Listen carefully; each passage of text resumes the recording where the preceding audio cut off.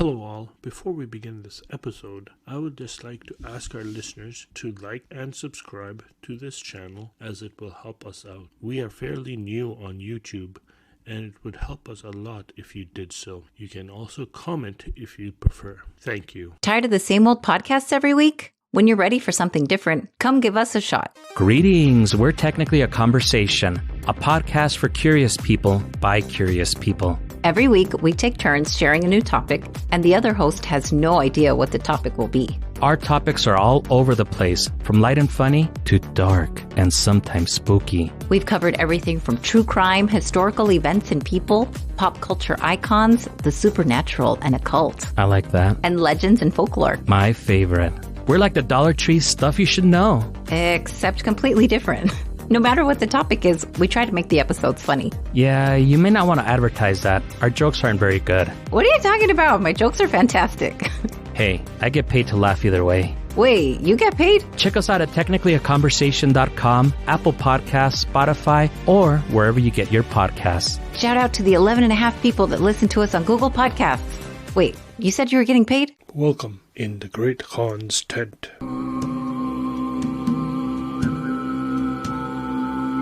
History, literature, and storytelling.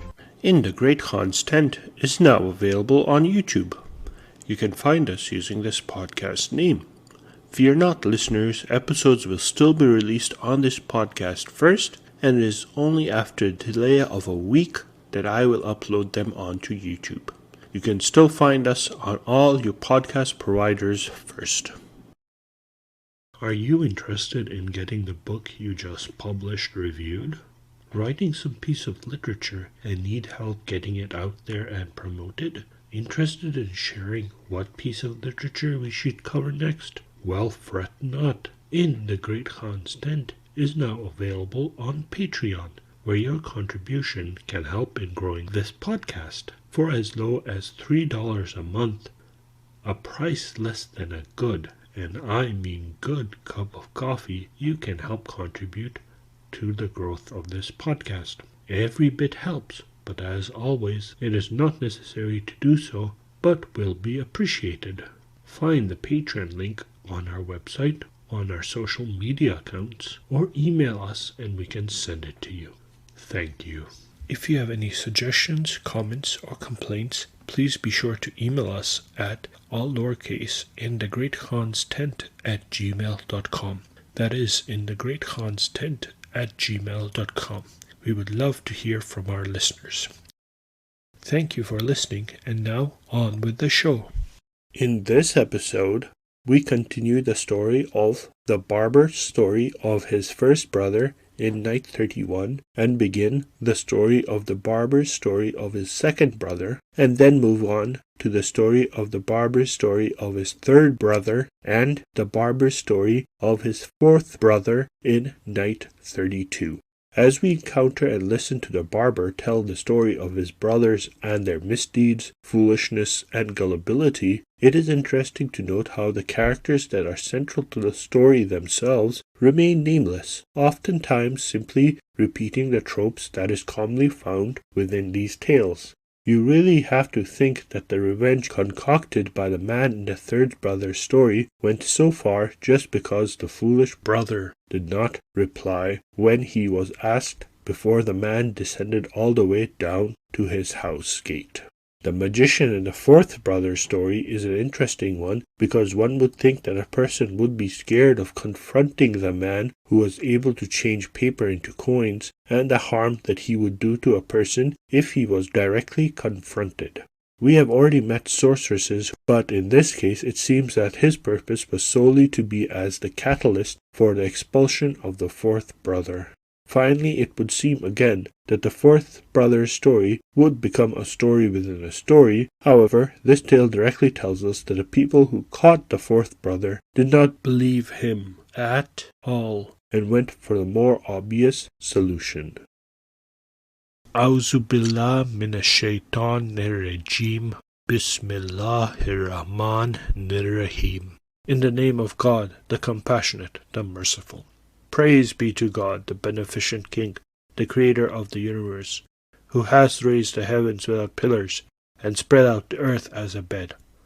And blessings and peace be upon the Lord of Apostles, our Lord and Master Muhammad ﷺ, and his family. Blessings and peace enduring and constant unto the day of judgment.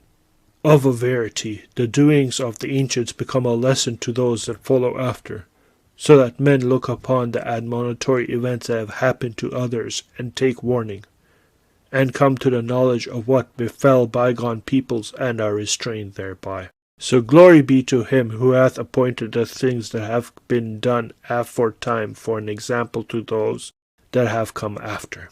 And of these admonitory instances are the histories called the 1001 Nights, with all their store of illustrious fables and relations. Scheherazade continued. My brother then left him and repaired again to his shop, hoping that somebody might give him some work, with the profit of which he might obtain his food. And lo, the slave girl came to him, and asked him to go to her mistress. But this time he said, Go away, my good girl, I will have no further dealings with your mistress. The girl went off and told her mistress of this. She had conspired with her mistress to play him this trick, and said to him, Verily, my mistress is longing for thee, and she hath gone up to look at thy face from the window. And my brother had scarcely heard these words, when she looked out at him from the window, and weeping said, Wherefore hast thou cut short the intercourse between us and thee? But he returned her no answer, so she swore to him that all that had happened to him in the mill was not with her consent. And when my brother beheld her beauty and loveliness, the troubles that had befallen him became effaced from his memory, and he accepted her excuse and rejoiced at the sight of her. He saluted her, therefore, and conversed with her, and then sat a while at his work, after which the slave girl came to him and said, My mistress saluteth thee, and informeth thee that her husband hath determined to pass this next night in the house of one of his intimate friends. Wherefore, when he hath gone thither, do thou come to her. When he goes to him, you can come to us and pass the most delicious of nights with her until morning. Now the husband of the young woman had said to her, How shall we contrive when he cometh to thee, that I may take him and drag him before the wali? She replied, Let me then play him a trick, and involve him in a disgrace, for which he shall be paraded throughout this city as an example to others, and I will see that his shame is known throughout the city. And my brother knew nothing of the craftiness of women.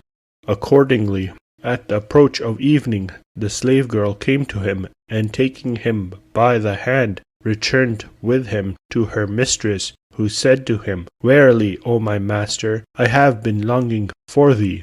Hasten then, he said, to give me a kiss first of all. And his words were not finished when the young woman's husband came in from his neighbor's house, and seizing my brother, exclaimed to him, By Allah, I will not lose thee but in the presence of the chief magistrate of the police. My brother humbled himself before him, but without listening to him, he took him to the house of the wali, who flogged him with whips, and mounted him upon a camel, and conveyed him throughout the streets of the city, the people crying out, This is the recompense of him who breaketh into the harems of others. And he fell from the camel, and his leg broke, so he became lame. The wali then banished him from the city, and he went forth not knowing whither to turn his steps. But I, though enraged, overtook him and brought him back, and I have taken upon myself to provide him with meat and drink unto the present day. The Khalifa laughed at my story and exclaimed, Well done, you silent and taciturn man. Thou hast spoken well. He ordered me to be rewarded and to leave. But I replied, I will not accept this honor until thou hast listened to me while I relate to thee what happened to the rest of my brothers, adding, "But do not think that I am loquacious, and think me not a man of many words." "Tell me," said the Khalifa, "what happened to all thy brothers, and grace my ears with these nice particulars. I beg thee to employ exuberance of dictation in thy relation of these pleasant tales." The Barber's story of his second brother. So I said, "Know, O Prince of the Faithful, that my second brother, whose name was Al-Heddar, is semi-paralyzed, was going one day to transact some business, when an old woman met him, and said to him, 'O man, stop a little, that I may promise to thee a thing, which, if it please thee, thou shalt do for me. And if you like the sound of it, then do it for me, with Allah's guidance.' My brother therefore stopped, and she said to him, 'I will guide thee to a thing, and rightly direct thee to it, on the condition that thy words be not many.' So he said, 'Communicate what thou hast to tell me.' And she proceeded thus: 'What sayest thou of a handsome house with running water, and fruit and wine, and a beautiful face to behold, and a smooth cheek to kiss, and an elegant form to embrace, and someone to embrace you from evening until morning, and to enjoy all these pleasures without interruption? Now, if thou wilt act agreeably with the condition that I have imposed upon thee, thou wilt see prosperity. If you do what I suggest to you, you will find something to please you.' When my brother had heard her words, he said to her, 'O my mistress, how is it that thou hast sought me out in preference to all the rest of the creation for this affair, and what is there in me that hath pleased thee?' She replied, 'Did I not say to thee that thou must not be a person of many words? Be silent, then, and come with me.' The old woman then went her way, my brother following her, eager to enjoy the pleasures which she had described to him, until they had entered a spacious house with many servants, when she went up with him to an upper story. When the members of the household saw him, they asked, 'Who has brought you here?' 'Don't talk to him,' said the old woman, 'and don't worry him. He is a craftsman, and we need him.' She then took him to a beautifully decorated room, as lovely as I had ever seen, and my brother perceived that he was in a beautiful palace, in which he beheld 4 damsels, than whom none more lovely had ever been seen, singing with voices that would charm a heart as insensible as stone.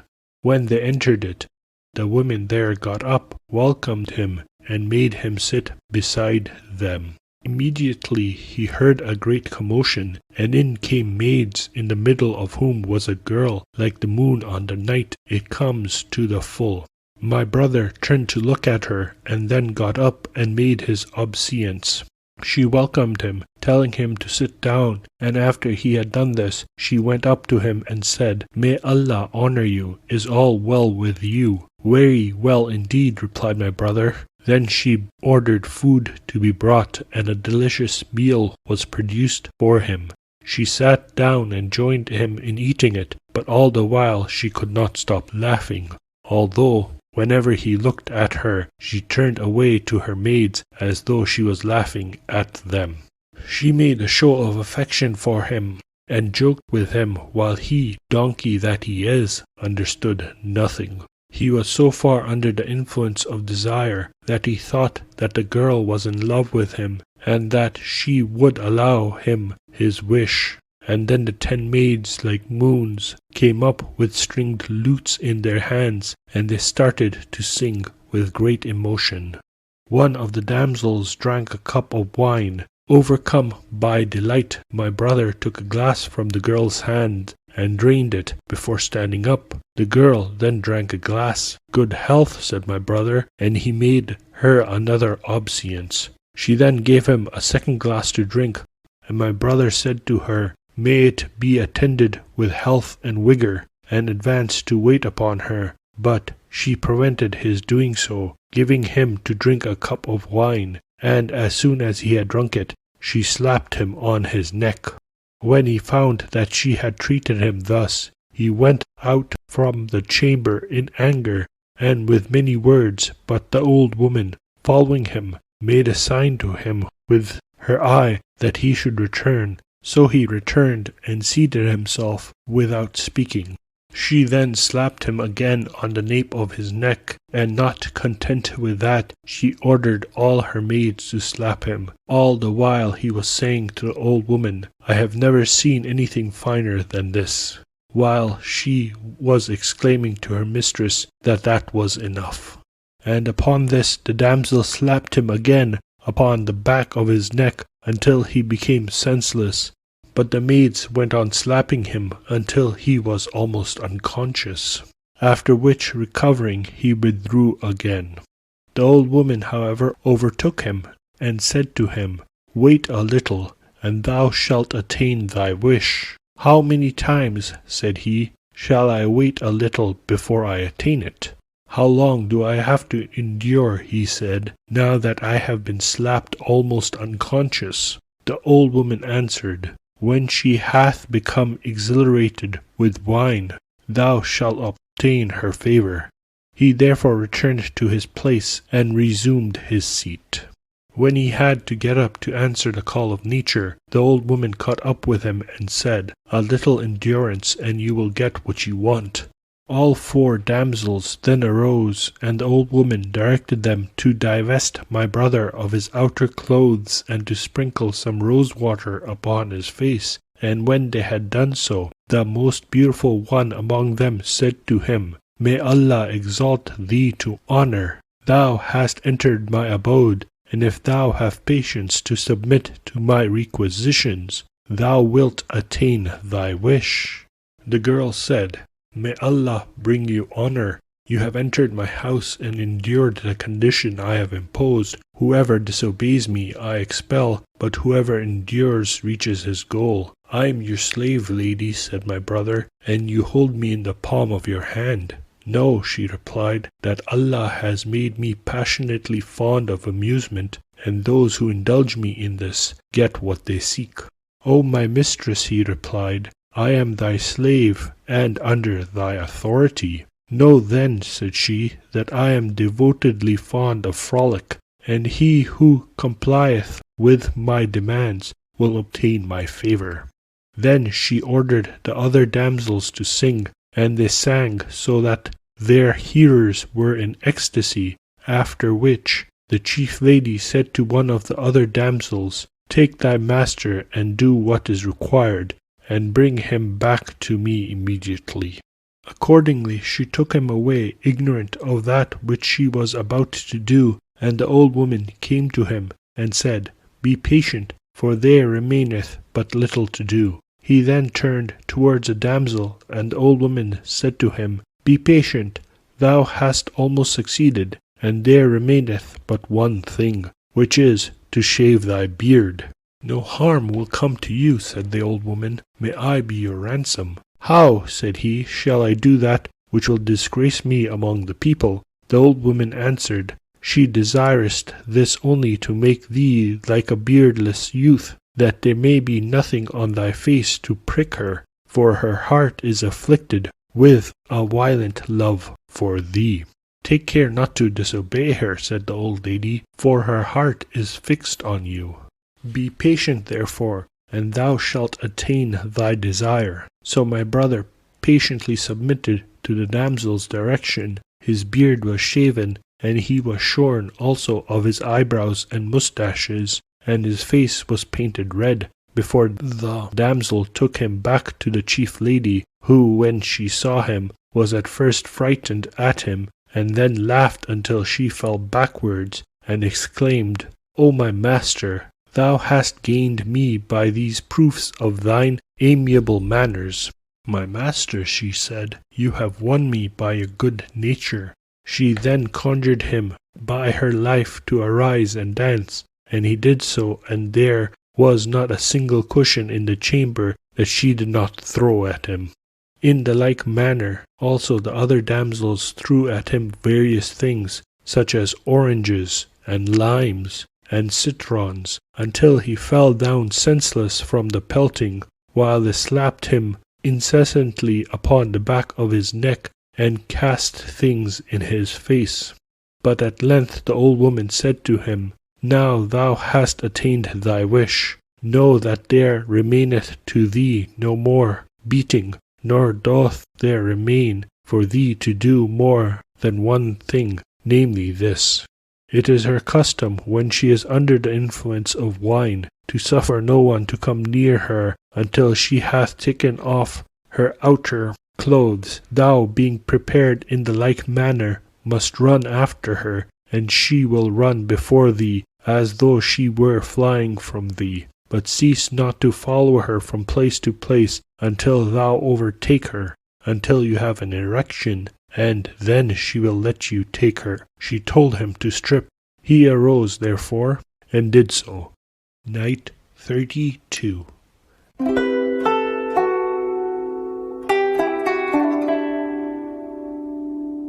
Morning now dawned, and Scheherazade broke off from what she had been allowed to say. Then, when it was the 32nd night, she continued, I have heard, O auspicious Shahanshah, that the old woman told the barber's brother to strip, and he got up in a daze, and took off all his clothes until he was naked. The barber went on, Get up now, the lady told my brother, and when you start running, I'll run too. She too stripped off and said, If you want me, then come and get me. The lady ran before, and as he was following her, she passed from chamber to chamber before dashing off somewhere else, with my brother behind her, overcome by lust, his penis rampant like a madman, and he still ran after her. At last he heard her utter a slight sound as she ran before him, and continuing his pursuit, in she went into a darkened room. But when my brother ran in after her, he trod on a thin board that gave way beneath him. He suddenly found himself in the midst of the street. This street was in the market of the leather sellers, who were then carrying skins for sale, and buying and selling. And when the people there collected saw him in this condition, almost naked, with shaven beard and eyebrows and mustaches, and with his face painted red, they shouted at him and raised a loud laugh, and some of them beat him with the skins until he became insensible. They then placed him upon an ass and conducted him to the wali, who exclaimed, What is this? They answered, This descended upon us from the house of the vizier, Shams al-Din's house, in this condition. And the wali inflicted upon him 100 lashes, and banished him from the city. But I went out after him, and brought him back privately into the city, and allotted him a maintenance. Had it not been for my generous disposition, I had not borne with such a person. The barber's story of his third brother. As to my third brother, the blind man, Buck, who also surnamed Kufiye, fate and destiny impelled him one day to a large house, and he knocked at the door, hoping that its master would answer him, and that he might beg of him a trifle. The owner called out, Who is it at the door? But my brother answered not, and then heard him call with a loud voice, Who is this? Still, however, he returned him no answer, and he heard the sounds of his footsteps approaching, until he came to the door and opened it, when he said to him, What dost thou desire? My brother answered, Something for the sake of Allah, whose name be exalted.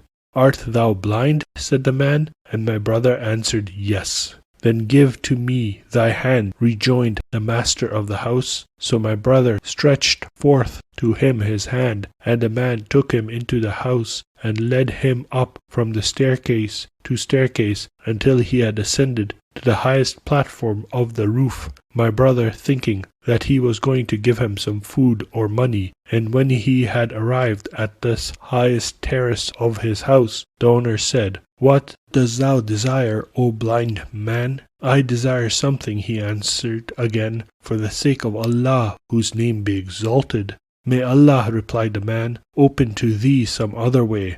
May Allah open the gates of profit for you. What is this? Exclaimed my brother.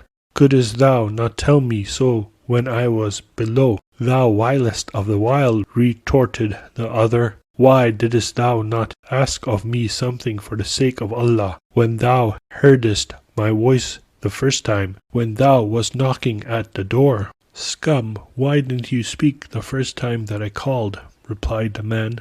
What then, said my brother, dost thou mean to do to me? The man of the house answered, I have nothing to give thee. Then take me down the stairs, said my brother. The man replied, the way is before thee. So my brother made his way to the stairs and continued descending until there remained between him and the door 20 steps, when his foot slipped and he fell and, rolling down, broke his head. He went forth, not knowing whither to direct his steps, and presently there met him 2 blind men, his companions, who said to him, What hath happened to thee this day? My brother therefore related to them the event that had just befallen him, and then said to them, O my brothers, I desire to take a portion of the money now in our possession to expend it upon myself. His companions agreed to do the same. Now the owner of the house, which he had just before entered, had followed him to acquaint himself with his proceedings, and without my brother's knowledge he walked behind him until the latter entered his abode, when he went in after him, still unknown. My brother then sat waiting for his companions, and when they came in to him, he said to them, Shut the door and search the room, lest any stranger have followed us. When the intruder therefore heard what he said, he arose and clung to a rope that was attached to the ceiling, and the blind men went feeling about the whole of the chamber, and finding no one, returned and seated themselves by my brother, who brought forth their money and counted it, and lo, it was more than 10,000 pieces of silver.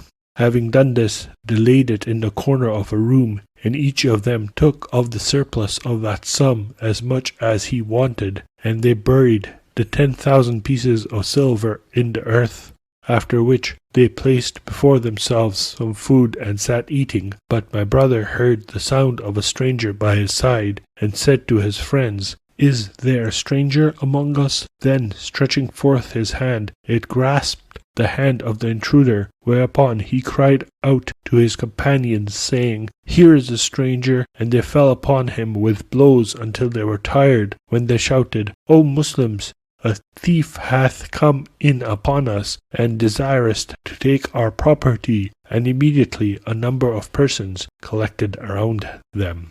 Upon this the stranger, whom they accused of being a thief, shut his eyes, feigning to be blind like themselves, so that no one who saw him doubted him to be so, and shouted, O Muslims, I demand protection of Allah and the Sultan. I demand protection of Allah and the Wali. I demand protection of Allah and the Emir, for I have important information to give to the Emir. And before they could collect their thoughts, the officers of the Wali surrounded them and took them all, including my brother, and conducted them before their master.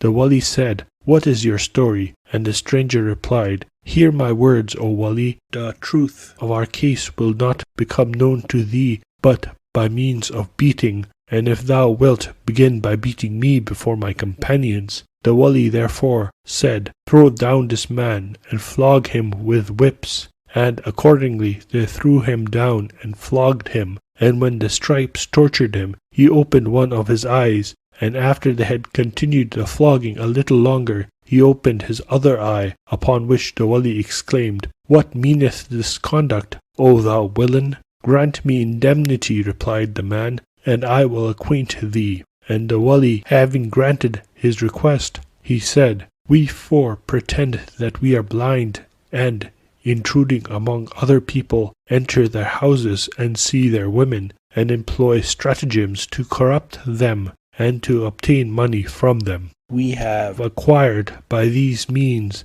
vast gain, amounting to 10,000 pieces of silver, And I said to my companions, give me my due, 2,500. And they rose against me and beat me and took my property. I beg protection, therefore, of Allah and of thee, and thou art more deserving of my share than they. If thou desire to know the truth of that which I have said, flog each of them more than thou floggest me, and he will open his eyes. So the wali immediately gave orders to flog them, and the first of them who suffered was my brother. They tied him to a whipping frame.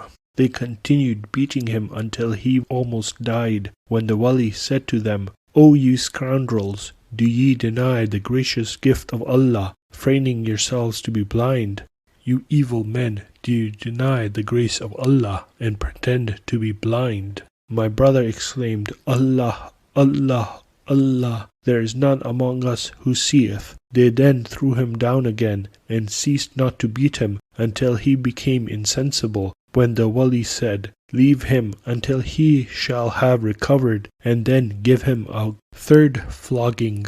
And in the meantime he gave orders to flog his companions, to give each of them more than 300 stripes, while the seeing man said to them, open your eyes, or they will flog you again after this time. Then addressing himself to the wali, he said, send with me some persons to bring thee the property, for these men will not open their eyes, fearing to be disgraced before the spectators. And the wali sent with him a man who brought him the money, and he took it and gave it to the informer, out of it 2,500 pieces of silver, according to the share which he claimed, in spite of the others retaining the rest, and banished from the city my brother and the 2 other men. But I went forth, O Prince of the Faithful, and having overtaken my brother, asked him respecting his sufferings, and he acquainted me with that which I have related unto thee. Then I brought him back secretly into the city, and allotted him a supply of food and drink as long as he lived. The Khalifa laughed at my story and said, give him a present and let him go. But I replied, I will receive nothing until I have declared to the Prince of the Faithful what happened to the rest of my brothers, and made it manifest to him that I am a man of few words. Whereupon the Khalifa said, crack our ears then with thy ridiculous stories, and continue to thy discourse of vices and misdeeds. So I proceeded thus. The Barber's story of his 4th brother. My 4th brother, O Prince of the Faithful, was the one-eyed, named Al-Khuz al-Aswani. He was a butcher in Baghdad, and sold meat and reared lambs, and the great and the rich had recourse to him to purchase of him their meat. Men of importance and wealth used to seek him out and buy meat from him, so that he amassed great wealth and became possessor of cattle, riding beasts, and houses. Thus he continued to prosper for a long time, and as he was in his shop one day, there accosted him an old man with a long beard, who handed to him some money, saying, give me some meat for it. So he took the money and gave him the meat, and when the old man had gone away, my brother looked at the money which he had paid him, and seeing that it was of a brilliant whiteness, put it aside by itself. The old man continued to repair to him during a period of 5 months, and my brother always threw his money into a chest by itself, after which period he desired to take it out for the purpose of buying some sheep. But on opening the chest he found all the contents converted into white paper, clipped round, and he slapped his face and cried out, whereupon a number of people collected around him, and he related to them his story, at which they were astonished. He then went again as usual into his shop, and having killed a ram and hung it up within the shop, he cut off some of the meat and suspended it outside, saying within himself, perhaps now this old man will come again, and if so I will seize him. O Allah, let that ill-omened old man come. And very soon after, the old man approached with his money, upon which my brother arose, and laying upon him, began to cry out, O Muslims, come to my aid, and hear what this scoundrel hath done unto me. But when the old man heard his words, he said to him, Which will be more agreeable to thee, that thou abstain from disgracing me, or that I disgrace thee before the people? For what will thou disgrace me? Said my brother. The old man answered, For thy selling human flesh for mutton. Thou liest, thou accursed, exclaimed my brother. None is accursed, rejoined the old man, but he who hath a man suspended in his shop. My brother said, If it be as thou hast asserted, my property and blood shall be lawful to thee. And immediately the old man exclaimed, O ye people here assembled, verily this butcher slaughtereth human beings, and selleth their flesh for mutton. And if ye desire to know the truth of my assertion, enter his shop. So the people rushed upon his shop, and beheld the ram converted into a man, hung up, and they laid hold upon my brother, crying out against him, Thou infidel, thou scoundrel! And those who had been his dearest friends turned upon him and beat him, saying, Do you give us human flesh to eat? And the old man gave him a blow upon his eye and knocked it out. The people then carried the carcass and took with them my brother to the chief magistrate of the police. And the old man said to him, O Amir, this man slaughtereth human beings, and selleth their flesh for mutton, and we have therefore brought him to thee. Arise then, and perform the requisition of Allah, whose might and glory be extolled. Upon this the magistrate thrust back my brother from him, and refusing to listen to what he would have said, ordered that 500 blows of a staff should be inflicted upon him, and took all his property. Had it not been for the great amount of his wealth, he had put him to death. He then banished him from the city. My brother therefore went forth in a state of distraction, not knowing what course to pursue, but he journeyed onwards until he arrived at a great city, where he thought fit to settle as a shoemaker. So he opened a shop and sat there working for his sustenance. And one day he went forth on some business, and hearing the neighing of horses, he inquired respecting the cause, and was told that the Sultan was going forth to hunt, whereupon he went to amuse himself with the sight of the procession. But the Sultan happened to look on one side. His eye met that of my brother, and immediately he hung down his head and exclaimed, I seek refuge with Allah from the evil of this day.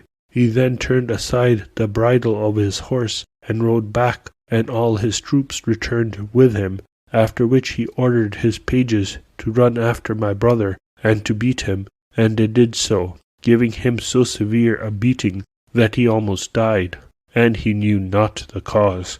He returned to his abode in a miserable plight, and afterwards went and related his misfortune to one of the Sultan's attendants, who laughed at the recital until he fell backwards, and said to him, O my brother, the Sultan cannot endure the sight of a one-eyed person, and especially when the defect is that of the left eye, for in this case he faileth not to put the person to death.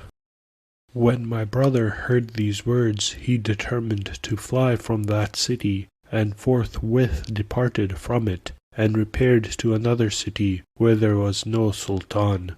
Here he remained a long time, and after this, as he was meditating upon his adventure in the former city, he went out one day to amuse himself, and heard again the neighing of horses behind him, upon which he exclaimed, The decree of Allah hath come to pass, and ran away, seeking for a place in which to conceal himself. But he found none until, continuing his search, he saw a door set up as a barricade. So he pushed this, and it fell down, and entering the doorway he beheld a long passage, into which he advanced. Suddenly, however, 2 men laid hold upon him, and exclaimed, Praise be to Allah who hath enabled us to take thee, O thou enemy of Allah. For these 3 nights thou hast suffered us to enjoy neither sleep nor quiet, and we have found no repose. Nay, thou hast given us a foretaste of death. O men, said my brother, what hath happened unto you? They answered, Thou keepest a watch upon us, and desirest to disgrace us, and to disgrace the master of the house. Is it not enough for thee that thou hast reduced him to poverty, thou and thy companions? Produce now the knife wherewith thou threatened us every night. What is the matter with you people? Asked my brother. You have been raiding us, they said, wanting to disgrace us, scheming and trying to murder the owner of the house. Isn't it enough for you that you and your friends have ruined him? Hand over the knife that you have been using to threaten us each night.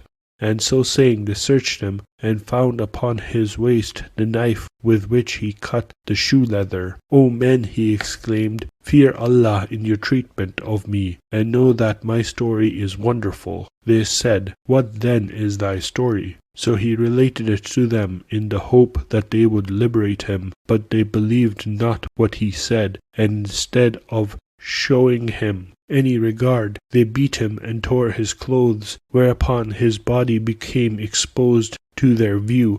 They discovered upon his sides the mark of beating with mikrahas, and exclaimed, O wretch, these scars bear testimony to thy guilt. They then conducted him before the wali, while he said within himself, I am undone for my transgressions, and none can deliver me but Allah, whose name be exalted. And when he was brought before the wali, the magistrate said to him, O thou scoundrel, nothing but a heinous crime hath occasioned thy having been beaten with mikrahas. You villain, said the wali to him, what led you to do this, to enter this house with intent to kill? Emir, said my brother, I ask you in Allah's name to listen to what I have to say, and not to judge me hastily.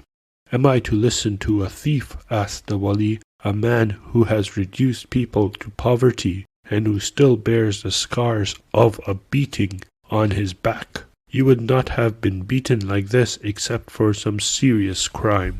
And he caused 100 lashes to be inflicted upon him. This is the reward, and the least of the rewards, for one who attacks the houses of others. After which they mounted him upon a camel, and proclaimed before him, This is thy recompense of him who breaketh into men's houses. But I had already heard of his misfortunes, and gone forth and found him, and I accompanied him about the city while they were making this proclamation. People kept shouting at him, until they left him, when I took him and brought him back secretly into Baghdad, and apportioned him a daily allowance of food and drink. In the Great Khan's Tent is now available on Ko-fi. If you are interested in supporting this podcast, please click on the link available on our many social media platforms, or email us. Why not donate to our Ko-fi to show your appreciation? Every bit helps, and we thank you for your continued support. We love that our listeners love listening to us. Welcome to the vocabulary section for this episode. First, let's look at some of the terms that were used in this episode. Harems, separate part of a Muslim's household reserved for wives, concubines, and female servants. Citrons, large fruit similar to lemons, but its flesh is less acidic, and peels that are thicker and more fragrant. Now let's look at some of the words used in this episode. Effaced, make oneself appear insignificant or inconspicuous. Contrive, manage to do something foolish or create an undesirable situation, or create or bring about an object or a situation by deliberate use of skill and artifice. Recompense, compensation or reward given for loss or harm suffered or effort made. Exuberance, the quality of being full of energy, excitement, and cheerfulness. Diction, the style of enunciation in speaking or singing. Exhilarated, very happy, animated, or elated. Requisitions, demand the use or supply of, especially by official order and for military or public use. Attain, succeed in achieving something that one desires and has worked for. Frolic, play and move about cheerfully, excitedly, or energetically, or a playful action or movement. Amiable, having or displaying a friendly and pleasant manner. Conjured, implore someone to do something. Pelting, to throw a number of things quickly at someone or something. Inflicted, cause something painful or unpleasant to be suffered by someone or something. Allotted, give or appropriate something to someone as a share or a task. Maintenance, financial support provided for a person's living expenses. Trifle, a thing of little value or importance.